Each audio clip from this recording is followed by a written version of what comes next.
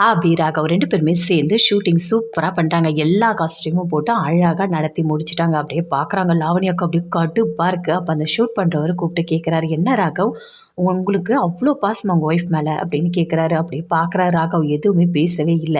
"இங்க பாருங்க, இந்த வீடியோல பாருங்க, எப்படி நடிச்சிருக்கீங்கன்னு மட்டும் பாருங்க" அப்படின்னு அந்த கேமராமேன் அப்படியே காட்டுறாரு.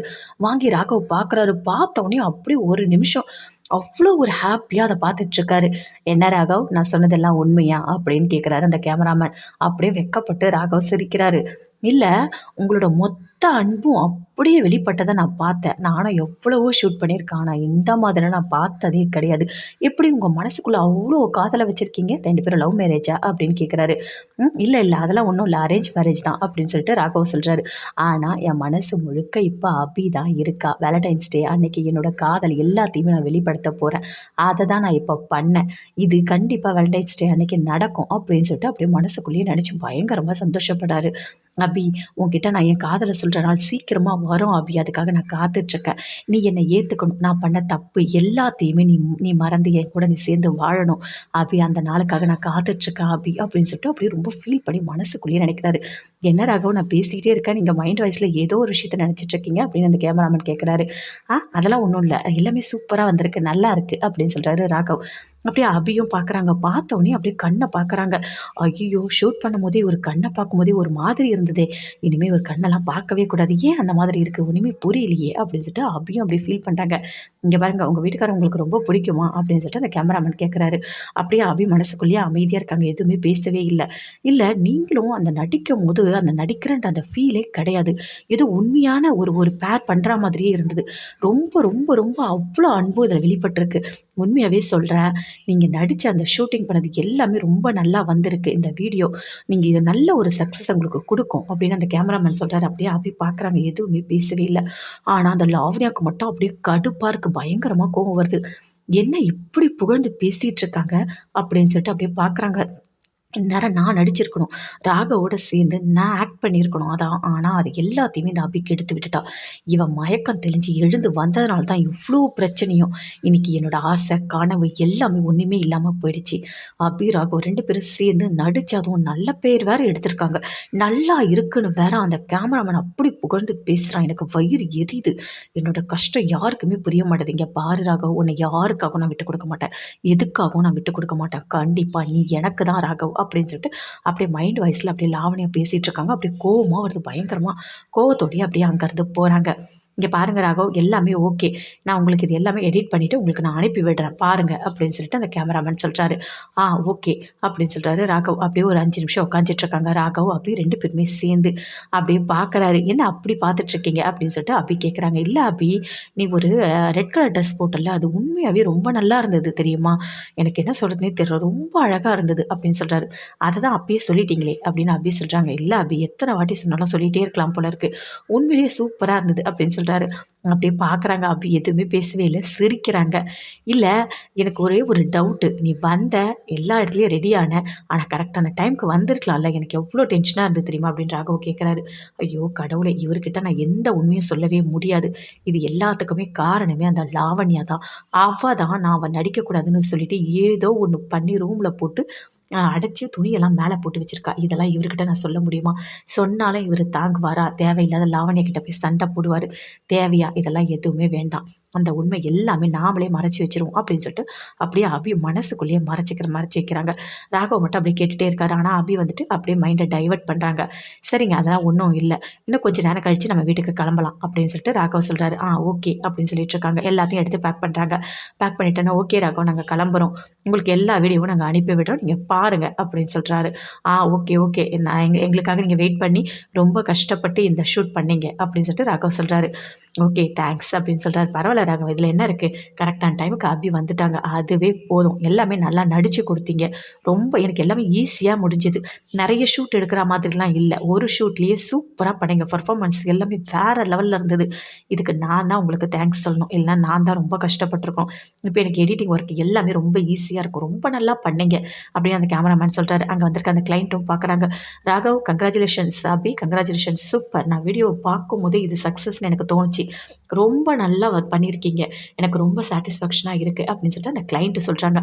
அதை கேட்டோடனே அபி, ராகவ் 2 பேருமே ரொம்ப சந்தோஷப்படுறாங்க. பயங்கரமா சந்தோஷப்படுறாங்க. ஓகே நாங்க கிளம்புறோம்னு சொல்லிட்டு அங்கேருந்து கிளம்புறாங்க. அபி, ராகவ் 2 பேருமே கார்ல வராங்க. வரும்போது அப்படியே ராகவ் ஒரு மாதிரி பயங்கரமா சந்தோஷத்தோட அப்படியே நடந்ததையே நினச்சு பார்த்துட்டே வராரு. அப்படியே அபியும் பார்க்குறாங்க. இவருக்கு என்னதான் ஆச்சுன்னு தெரியலையே. இவர் எப்போ பார்த்தாலும் ஏதாவது ஒரு ஆக்ஷன் பண்ணிக்கிட்டே இருக்காரு. ஒண்ணுமே புரியலையே. இவருக்கு ஏதாவது பைத்தியம் கித்தியம் பிடிச்சிச்சா அப்படின்னு சொல்லிட்டு அபி நினைக்கிறாங்க. என்ன அபி, எனக்கு பைத்தியம் பிடிச்ச மாதிரி தான் நீ நினச்சிட்டு இருக்க மைண்ட் வைஸில். எனக்கு புரியும் அபி. நீ என்ன பண்ணாலும் எனக்கு புரியும். ஏன்னா என் மனசு முழுக்க நீ தானே இருக்க. இப்போ என்னோட காதலை நான் உன்கிட்ட சொல்லிட்ட உடனே அந்த பைத்தியம் தானாகவே தெளிஞ்சிடும் அபி. அது வரைக்கும் நான் இப்படி தான் இருப்பேன் அப்படின்னு சொல்லிட்டு அப்படியே சிரிக்கிறாரு. என்ன இவர் எதுக்கு சிரிக்கிறாரு, எதுக்கு ஆக்ஷன் பண்ணுறாரு ஒன்றுமே புரியலையே நமக்கு அப்படின்னு சொல்லிட்டு அபி அப்படி குழப்பமாகவே வராங்க. அப்படியே யோசிச்சுட்டே வராங்க. கண்டிப்பாக இவர் சரியாகணும் அப்படின்னு நினைக்கிறாங்க. அப்படியே ராகவ் பார்க்குறாரு. அபி ஏதாவது சாப்பிட்டு போகலாமா அப்படின்னு கேட்குறாரு. இல்லைங்க எனக்கு எதுவுமே வேண்டாம் அப்படின்னு அபி சொல்கிறாங்க. அப்படிலாம் சொல்லாத அபி, வா நம்ம போய் சாப்பிட்லாம் அப்படின்னு சொல்லிட்டு கூட்டிகிட்டு போகிறாரு. கூட்டிகிட்டு போயிட்டு அங்கே ஜூஸு அபிக்கு தேவையான எல்லாமே ஆர்டர் பண்ணுறாரு. எனக்கு பிடிச்சதெல்லாம் உங்களுக்கு எப்படி தெரியும் அப்படின்னு அபி கேட்குறாங்க. அதெல்லாம் எனக்கு தெரியும் அபி, நீ சாப்பிடு அப்படின்னு சொல்கிறாரு. அப்படியே அபி சாப்பிட்றாங்க. ஒவ்வொரு விஷயத்தையும் அப்படியே ரசிக்கிறாரு. பயங்கரமாக என்ஜாய் பண்ணுறாரு அபியோட சேர்ந்து. ஓகேங்க எல்லாமே சூப்பராக இருக்குது, டேஸ்ட்டாக இருக்குது அப்படின்னு அபி சொல்கிறாங்க. காட்டு பார்க்கலாம் அப்படின்னு ராகவ் வாங்கி குடிக்கிறாரு. என்னங்க நான் எச்ச பண்ணிட்டேன். பரவாயில்ல அபி, இதில் என்ன இருக்குது, அதெல்லாம் ஒன்றும் இல்லை, எப்படி இருக்குது நான் டேஸ்ட் பார்க்குறேன் கொடு அப்படின்னு சொல்லிட்டு ராகவ் வாங்கி அப்படியே குடிக்கிறாரு. அபியும் அப்படியே பார்க்குறாங்க. ராகவும் அப்படியே பார்க்குறாங்க. என்ன இது இவர் நான் எச்ச பண்ணதெல்லாம் குடிச்சிட்ருக்காரு அப்படின்னு சொல்லிட்டு அபி பார்க்குறாங்க. இவருக்கு என்ன பார்த்தாலே பிடிக்காதே, ஒன்றுமே புரியலையே, இவர்கிட்ட நிறைய மாற்றம் இருக்கே அப்படின்னு சொல்லிட்டு அபி அப்படியே பயங்கரமாக யோசிச்சுட்டு இருக்காங்க. ஆனால் ராகவ் எதுவுமே பேசவே இல்லை. அப்படியே சிரிச்சுட்டே இருக்காரு. சிரிச்சுக்கிட்டே குடிக்கிறாரு. ஆமாம் டேஸ்ட்டாக தான் இருக்குது, அபி குடித்தது எல்லாமே நல்லா டேஸ்ட்டாக தான் இருக்குது, சூப்பர் அப்படின்னு சொல்லிட்டு அப்படி என்ஜாய் பண்ணி குடிக்கிறாரு. ஆனால் அபிக்கு மட்டும் எதுவுமே புரியல. இவர் மனசில் என்ன தான் நினச்சிட்ருக்காரு ஒன்றுமே புரியலையே. இவர் எதுக்கு இவ்வளோ சந்தோஷப்படுறாரு, அதுவும் நான் குடித்ததெல்லாம் குடிக்கிறாரு, இதில் ஏதோ தப்பாக இருக்கே அப்படின்னு அபி யோசிக்கிறாங்க. ராகவ் மட்டும் பயங்கரமாக என்ஜாய் பண்ணிகிட்ருக்காரு. அபியே பார்த்து ரசிக்கிறாரு. அபி கூட அவ்வளோ என்ஜாய் பண்ணிகிட்ருக்காரு. பயங்கர சந்தோஷத்தோடு இருக்காங்க 2 பேருமே சேர்ந்து. ஓகே அபி சாப்பிட்டியா, நம்ம கிளம்பலாமா அப்படின்னு ராகவ் கேட்குறாரு. கிளம்பலாம் அப்படின்னு அபி சொல்கிறார். அபி, ராகவ் 2 பேருமே சேர்ந்து வீட்டுக்கு வராங்க. வந்த உடனே பாட்டி ரொம்ப சந்தோஷமாக கேட்குறாங்க. என்னப்பா ஷூட்டிங்லாம் நல்லா போச்சா, நல்லா இருந்ததா, எப்படி நடிச்சிங்க, ஃபோட்டோஸ்லாம் அனுப்பிட்டியா அப்படின்னு சொல்லிட்டு பாட்டி கேட்குறாங்க. அனுப்பிட்டேன் பாட்டி, நீங்கள் பாருங்கள் அப்படின்னு சொல்லிட்டு ராகவ் சொல்கிறாரு. அந்த ஃபோட்டோஸ்லாம் எடுத்து பார்க்குறாங்க. சூப்பராக இருக்குது ராகவ், ரொம்ப அழகாக இருக்குது, என்ன சொல்கிறதுனே எனக்கு தெரியல, என் கண்ணே பற்றம் போல் இருக்குது அப்படின்னு சொல்லிட்டு பாட்டி ரொம்ப சந்தோஷமாக சொல்லிட்டு இருக்காங்க. காட்டுங்க பார்க்கலாம் அப்படின்னு சொல்லிட்டு அஞ்சலியும் வாங்கி பார்க்குறாங்க. அஞ்சலியும் ரொம்ப சந்தோஷப்படுறாங்க. அபி உண்மையிலேயே சூப்பராக இருக்குது அபி, என் கண்ணே பற்றம் போல் இருக்குது, அவ்வளோ அழகாக இருக்குது, காஸ்டியூம்ஸ் எல்லாமே சூப்பராக இருக்குது, நீங்கள் 2 பேரும் அது ஏதோ ஒரு நடிக்கிறதுக்கு நடித்த மாதிரியே இல்லை, ஏதோ உண்மையாக உங்கள் மனசில் இருக்கிறத வெளிப்படுத்தின மாதிரி இருக்குது, தத்ரூபமாக வந்திருக்கு, ரொம்ப அழகாக இருக்குது அபி, கண்டிப்பாக உனக்கு சுற்றி போடணும் அப்படின்னு அஞ்சலி சொல்கிறாங்க. அனுவும் வாங்கி பார்க்குறாங்க. ஆமாம் அபி சூப்பராக இருக்குது, உண்மையாகவே ரொம்ப நல்லா இருக்குது அப்படின்னு சொல்லிட்டு அவங்களும் ரொம்ப புகழ்ந்து பேசுகிறாங்க. அபி அப்படியே பார்க்குறாங்க. ராகவும் அப்படியே பார்க்குறாரு. இதெல்லாம் பார்க்கும்போது அப்படியே பயங்கரமாக கோவம் வருது முரளிக்கு. அவரும் அந்த ஃபோட்டோஸை பார்க்குறாரு. பார்த்தோன்னே அவருக்கு கோவம் தாங்க முடியல. அப்படியே பயங்கரமாக கோவம் வருது. கோவம் வந்துட்டு ஆமாம் அபி கங்க்ராச்சுலேஷன் சூப்பராக இருக்குது, கண்டிப்பாக இந்த ஆடு நல்லா வரும் அப்படின்னு முரளி சொல்கிறாரு. ஆனால் அவர் மனசுக்குள்ளே அவ்வளோ கோவம் வருது. சுந்தரியும் சொல்கிறாங்க அப்படியே பார்த்துட்டு, ஆமாம் அபி நல்லா தான் இருக்குது, சூப்பராக இருக்குது அப்படின்னு சொல்லிட்டு. ஐயோ இவ எப்படி நடித்தா, இவன் நடிக்கக்கூடாதுன்னு சொல்லிட்டு நான் பிளான் போட்டு கொடுத்தா எல்லாமே சொதப்பி இவங்க 2 பேரும் சேர்ந்து நடிச்சுட்டு வந்திருக்காங்க அப்படின்னு சொல்லிட்டு சுந்தரி அப்படியே மனசுக்குள்ளே நினைக்கிறாங்க. முரளி அப்படியே பயங்கர கோவமாக முறைக்கிறார் அப்படி சுந்தரியை. ஐயோ இவன் வேற பார்க்குறானே, என்ன பண்ணுறதுனே தெரியலையே, இவனுக்கு கோவம் வந்தால் நம்மளை கழுத்து நிறுச்சியில் கொண்டுடுவான், ஐயோ நம்ம மாட்டிக்கிட்டோமே அப்படின்னு சொல்லிட்டு அப்படியே சுந்தரி வேற பக்கமாக பார்க்குறாங்க. முரளிக்கு அப்படியே கோவமாக இருக்குது. இந்த அம்மாவை நினச்சி எனக்கு என்ன பண்ணுறதுனே தெரியல, இதுக்கிட்ட போய் பொறுப்பு ஒப்படைச்சேன் பாரு, லாவணியாவை வச்சு பார்த்துக்கிறேன், எல்லா பிரச்சனையும் சரி பண்ணிடுறேன்னு சொல்லிச்சு. கடைசியில் பார்த்தா சொதப்பி வச்சிருக்கு. இவங்க 2 பேரும் சேர்ந்து நடிச்சுட்டு வந்திருக்காங்க. எது நடக்கக்கூடாதுன்னு நினச்சினோ அது நடந்துடுச்சு அப்படின்னு சொல்லிட்டு அப்படியே பயங்கர கோவமாக அப்படியே உள்ளே போகிறாரு. அபி எல்லாமே சூப்பராக பண்ணியிருக்கீங்க, கண்டிப்பாக கிளைண்ட் ஓகே பண்ணிவிடுவாங்க, அது மட்டும் இல்லை நிறைய ஆர்டர் கிடைக்கும் அப்படின்னு அனு சொல்கிறாங்க. அஞ்சலி சொல்கிறாங்க. பாட்டி எல்லாருமே சொல்கிறாங்க. இனிமேல் நீங்கள் எப்போவுமே 2 பேரும் சேர்ந்து தான் நடிக்கணும், கரெக்டாக இருக்குது, ஜோடி பொருத்தம் சூப்பராக இருக்குது அப்படின்னு பாட்டி சொல்கிறாங்க. ஆகாஷ் எல்லாருமே பார்த்துட்டு ரொம்ப சந்தோஷப்படுறாங்க. நல்லா நடிச்சிருக்கீங்க அப்படின்னு சொல்லிட்டு எல்லாருமே உள்ளே போகிறாங்க. அபி ராகவ் 2 பேருமே சேர்ந்து உள்ளே போகிறாங்க. உள்ளே போன உடனே ராகவ் அப்படியே ஒரு மாதிரி சிரிக்கிறாரு. என்ன ஒரு மாதிரி சிரிச்சிட்டே இருக்கீங்க அப்படின்னு சொல்லிட்டு அபி கேட்குறாங்க. இல்லை அபி அந்த ஷூட்டிங் எடுக்கும்போது நீ எங்கே தான் போனேன், நான் எப்படி தென்ன தெரியுமா, சுற்றி எல்லா இடத்துலையுமே தென்னை, ஆனால் உன்னை கண்டுபிடிக்கவே முடியல, எங்கே தான் போனேன், அப்புறம் திடீர்னு வந்து நிற்கிற அப்படின்னு ராகவ் கேட்குறாரு. எனக்கே தெரியலங்க, ஒரு மாதிரி மயக்கமாக இருந்தேன், ஒரு ரூம்குள்ளே இருந்தேன், அப்புறம் நான் எழுந்து வந்தேன் அப்படின்னு சொல்கிறாங்க. அது எப்படி நீ மயக்கமான ஒன்றுமே தெரியலன்னு சொல்கிற, ரூம்குள்ளே போனேன், ட்ரெஸ் சேஞ்ச் பண்ணேன், அப்புறம் என்ன நடந்தது அப்படின்னு ராகவ் கேட்குறாரு. ஆமாங்க, ட்ரெஸ் சேஞ்ச் பண்ணால் அது வரைக்கும் தான் எனக்கு ஞாபகம் இருக்கு. அங்கே உட்காந்துட்டு இருந்தேன், ஏதோ ஒன்று ஸ்மெல் பண்ண மாதிரி இருந்தது. அதுக்கப்புறம் என்ன நடந்ததுன்னு எனக்கு தெரியல. ஒரு ரூம்குள்ளே இருந்தேன், நானாவே தான் வெளியே வந்தேன் அப்படின்னு சொல்கிறாங்க. யாராக இருக்கும், இந்த மாதிரிலாம் யார் பண்ணியிருப்பா அப்படின்னு சொல்லிட்டு அப்படியே யோசிக்கிறாங்க. கண்டிப்பாக அந்த லாவண்யாவோட வேலையாக தான் இருக்கும். அவள் தான் இதெல்லாம் பண்ணுவா. அவள் நடிக்கணும்னு சொல்லிட்டு இவ்வளோ வேலை பார்த்துருக்கா அப்படின்னு சொல்லிட்டு அபி மனசுக்குள்ளேயே நினைக்கிறாங்க. ஆனால் ராகவ் கிட்ட எதுவுமே சொல்லவே இல்லை. யார் அபி, அங்கே யார் உனக்கு அந்த மாதிரிலாம் பண்ணுவா அப்படின்னு ராகவ் கேட்குறாரு. அதெல்லாம் ஒன்றும் இல்லைங்க, எனக்கும் ஒன்றுமே புரியல. வந்துட்டேன்னா ஆட் ஷூட் நல்லபடியாக நடந்ததா, அது போதும். அதுக்கப்புறம் எதுக்கு நம்ம அதையே பேசிகிட்டு இருக்கணும் அப்படின்னு அபி சொல்கிறாங்க. சரி அபி, உண்மையிலேயே ரொம்ப நல்லா இருக்குது அப்படின்னு சொல்கிறாரு ராகவ். அதுக்குள்ளே ஃபோன் வருது, அட்டன் பண்ணி பேசிட்டாரு. அந்த கிளைண்ட் ஃபோன் பண்ணி சொல்கிறாங்க, சூப்பராக இருக்குது ராகவ், நல்ல பயங்கர ஹிட் ஆகிடுச்சு, ரொம்ப நல்லா 2 பேரும் சேர்ந்து நடிச்சிருக்கீங்க, சான்ஸே இல்லை, அவ்வளோ ஆர்டர்ஸ் வந்திருக்கு, நல்லா இருக்குது அப்படின்னு சொல்லிட்டு அந்த கிளைண்ட் ரொம்ப சந்தோஷப்படுறாங்க. தேங்க்ஸ் சார், ஓகே ஓகே அப்படின்னு சொல்லிட்டு ஃபோனை கட் பண்ணுறாரு. யாருங்க ஃபோனில் அப்படின்னு அபி கேட்குறாங்க. நம்ம நடித்தோம்ல, அது எல்லாமே பார்த்தாங்க கிளைண்ட்டு, எல்லாருமே பார்த்துட்டு சூப்பராக வரவேற்பு இருக்கான், நல்லா இருக்குது, நிறைய ஆர்டர்ஸ்லாம் வந்திருக்கு அப்படின்னு சொல்லிட்டு ராகவ் சொல்கிறாரு. அப்படியா, உண்மையாவா அப்படின்னு சொல்லிட்டு அபி சொல்கிறாங்க. ஆமாம் அபி, நான் தான் சொன்னேன்ல 2 பேரும் நடித்தது நல்லா இருந்தது, நல்லா வரும்னு சொன்னேன்ல அப்படின்னு ராகவ் சொல்கிறாரு. என்ன போய் பாட்டிக்கிட்ட சொல்லிட்டு வந்துடுறேன் அப்படின்னு சொல்லிட்டு ராகவ் வெளியே வராரு. வந்த உடனே பாட்டியை கூப்பிட்டு சொல்கிறாரு, நாங்கள் நடித்தோம்ல, அது சூப்பராக இருக்குது, கிளைண்ட்டுக்கிட்ட வந்து நல்ல ஒரு கமெண்ட் வந்திருக்கு, அது மட்டும் இல்லை நிறைய ஆர்டர்ஸ் எல்லாமே கிடச்சிருக்கு அப்படின்னு ராகவ் சொல்கிறாரு. சூப்பர் ராகவ், ரொம்ப நல்லா பண்ணேன்னு நான் தான் சொன்னேன்ல, இந்த ஃபோட்டோவை பார்க்கும் போதே நான் சொல்லிட்டேன் இது நல்லா வந்திருக்கு அப்படின்னு சொல்லிட்டு பாட்டி சொல்கிறாங்க. நீ இன்னும் நல்லா இருக்கணும், பார்க்க நல்லா வளரணும் அப்படின்னு சொல்கிறாங்க பாட்டி. எல்லாமே நல்லபடியாக நடக்கும் அப்படின்னு சொல்லிட்டு ராகவும் சொல்கிறாரு. அபி சூப்பர், நல்லா பண்ணி கொடுத்துருக்கம்மா, நீ இருக்க வரைக்கும் எனக்கு எந்த ஒரு குழப்பமும் இல்லை, நீ நல்லா பண்ணியிருக்க அப்படின்னு சொல்லிட்டு பாட்டியும் ரொம்ப சந்தோஷப்படுறாங்க. சரின்னு சொல்லிட்டு 2 பேருமே உள்ளே போகிறாங்க. அபி சூப்பர், தேங்க்ஸ் அபி, நீ தான் அபி எல்லாத்துக்குமே காரணம் அப்படின்ட்டு ராகவ் சொல்கிறாரு.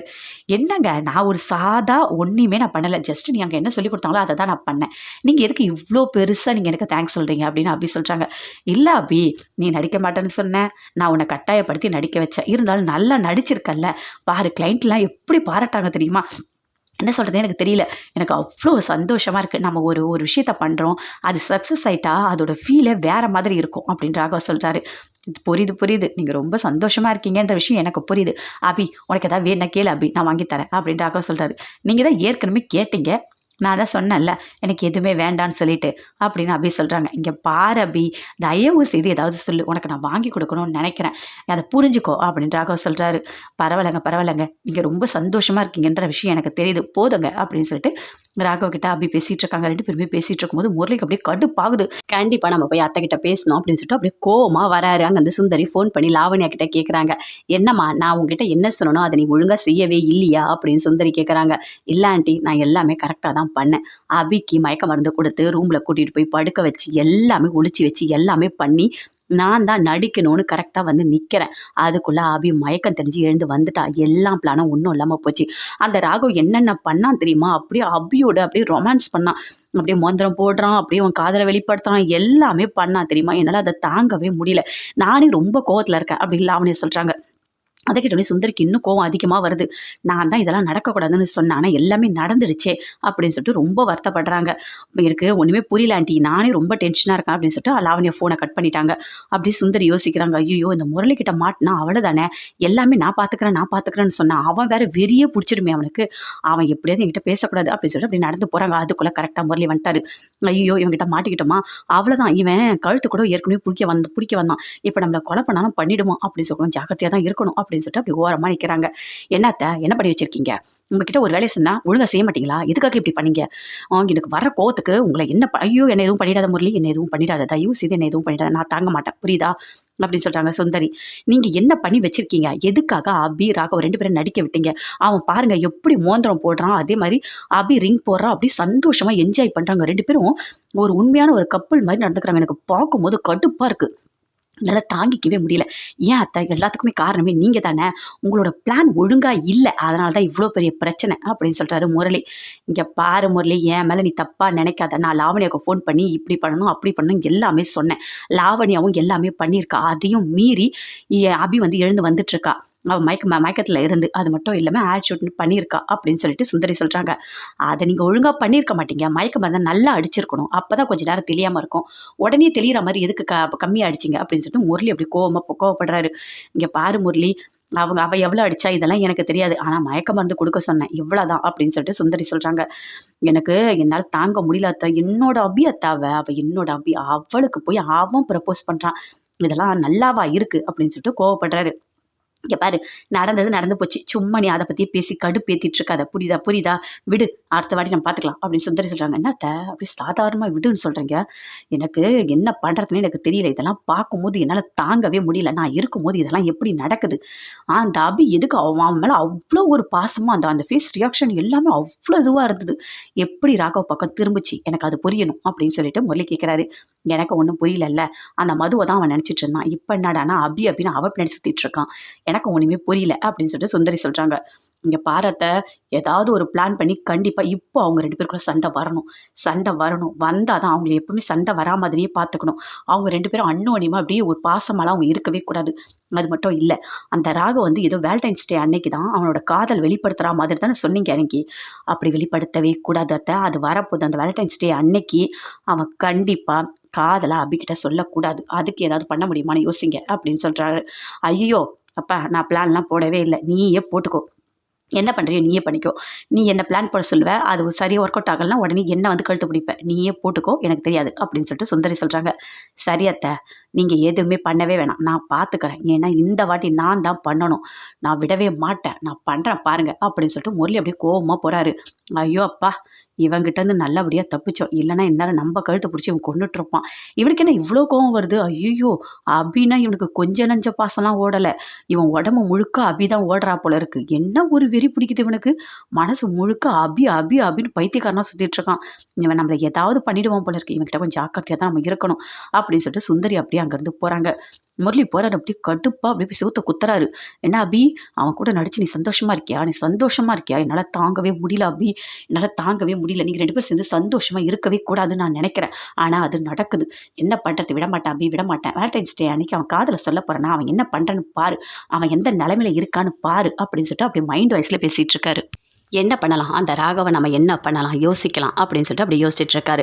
அவன் அன்னைக்கு எங்கேயுமே வெளியே போகக்கூடாது, அவன் வீட்லேயே தான் இருக்கணும், என்ன பண்ணலாம், டேப்லெட்டை மாற்றி வைக்கலாமா, அதுவும் முடியாது, அந்த அபி அந்த பிபி டேப்லெட்டை கரெக்டாக கபோர்டில் வச்சு பூட்டி வச்சு கொடுக்குறான், அதனால் டேப்லெட்டையும் மாற்ற முடியாது, அந்த விஷயமும் சொதப்பிடுச்சு, என்ன பண்ணலாம், ஏதாவது ஒரு ஐடியா பண்ணணும், அவன் கண்டிப்பாக வேலண்டைன்ஸ் டே அன்னைக்கு சந்தோஷமாக இருக்கவே கூடாது, அதுவும் அபிக்கிட்ட எதையுமே அவன் வெளிப்படுத்தவே கூடாது, அவனை ஏதாவது பண்ணணும், பிளான் கரெக்டாக போடணும், அதை ஒர்க் அவுட் பண்ணணும் அப்படின்னு சொல்லிட்டு முரளி அப்படியே ரொம்ப ஒரு மாதிரி யோசிச்சுட்ருக்காரு.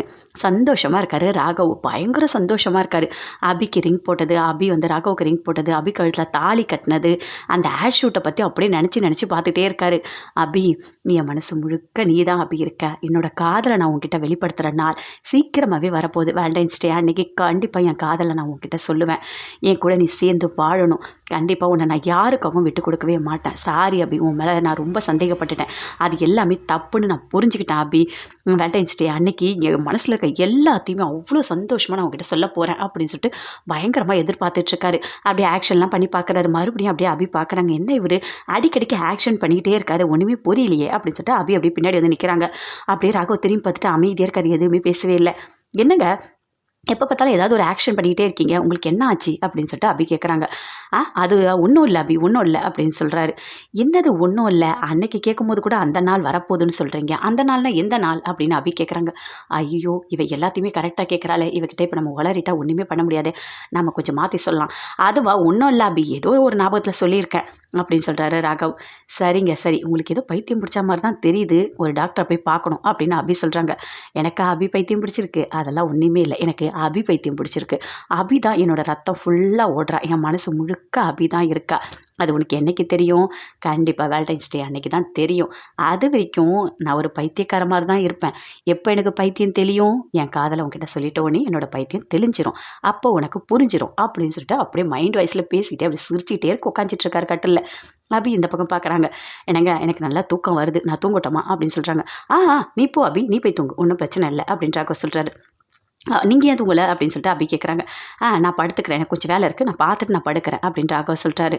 அப்படியே அபியே பார்க்குறாரு, ரசித்து பார்க்குறாரு, பயங்கர சந்தோஷத்தோடு பார்க்குறாரு. அபி எனக்கு நாளைக்கே வந்துட்டா நல்லாயிருக்கும் போல இருக்குது, அவ்வளோ ஒரு எதிர்பார்ப்போடு இருக்கேன் என்னோடய காதலை உங்ககிட்ட வெளிப்படுத்துறதுக்காக அப்படின்னு சொல்லிட்டு ராகவ் பயங்கர சந்தோஷமாக யோசிச்சுட்ருக்காரு. ஆனால் முரளி மட்டும் அப்படியே பிளான் போட்டுட்ருக்காரு. ஏதாவது பண்ணணும், பண்ணி அவன் காதலை வெளிப்படுத்தாமல் நம்ம பார்த்துக்கணும், அதுதான் நம்ம வேலை. இந்த அத்தைக்கிட்ட சொன்ன வேலை சொதப்பிடுச்சு, ஆனால் நாம் பண்ணுற வேலை கரெக்டாக இருக்கணும், அடிக்கிற அடி எல்லாமே கரெக்டாக விழணும். என்ன பண்ணலாம், ஏதாவது பண்ணலாமா அப்படின்னு சொல்லிட்டு அப்படியே பயங்கரமாக பிளான் போட்டுகிட்டே இருக்காரு. ஆனால் பிளான் எல்லாமே கரெக்டாக ஒர்க் அவுட் ஆகணும். அபி நீ எனக்கு தான் அபி, அவன் கூடலாம் நீ சேரவே கூடாது, அவன்லாம் உனக்கு கிடையாது அபி அப்படின்னு முரளி சொல்லிகிட்டே